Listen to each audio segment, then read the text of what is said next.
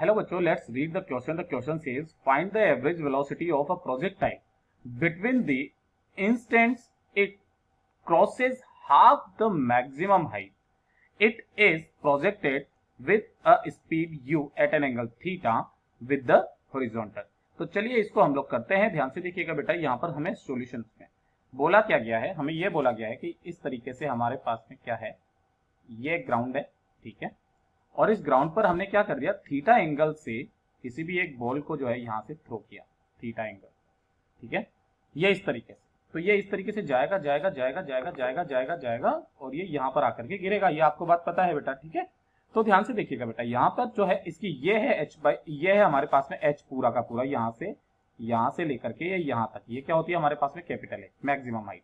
तो यहाँ पर ये दो पॉइंट्स है, मैं यहाँ पे ले लेता हूँ इसको, ये कलर चेंज करके बताता हूँ.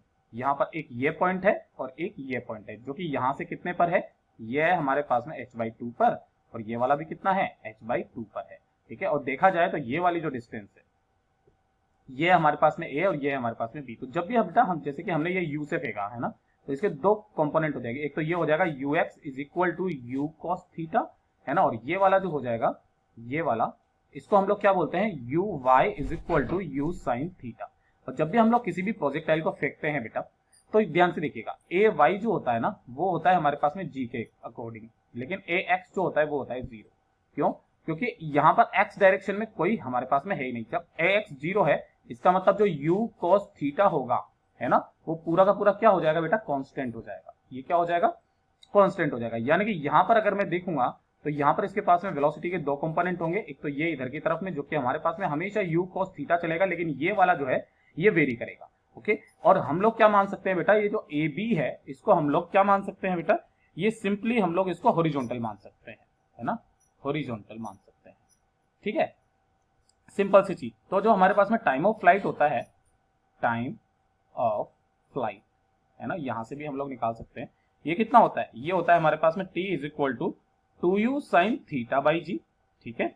और जो हमारे पास में एवरेज वेलोसिटी है ना, एवरेज वेलोसिटी, वो कितना हो जाएगा, ये है हमारे पास में चेंज इन डिस्प्लेसमेंट. क्या होता है बेटा, चेंज इन डिस्प्लेसमेंट या टोटल डिस्प्लेसमेंट, है ना, टोटल डिस्प्लेसमेंट भी बोल सकते हैं हम लोग, डिवाइडेड बाई ये कितना हो जाएगा हमारे पास में टाइम टेकन, है ना. अब हम लोग देख रहे हैं कि ये वाला जो कंपोनेंट है ना, ये चल ही नहीं रहा है, तो यानी कि ये बदल ही नहीं रहा है. तो जो हमारा आंसर हो जाएगा वो क्या हो जाएगा, ध्यान से देखिएगा, इसका आंसर हो जाएगा कि projected with a speed u at an angle theta. तो वो हो जाएगा हमारे पास में u cos थीटा, है ना.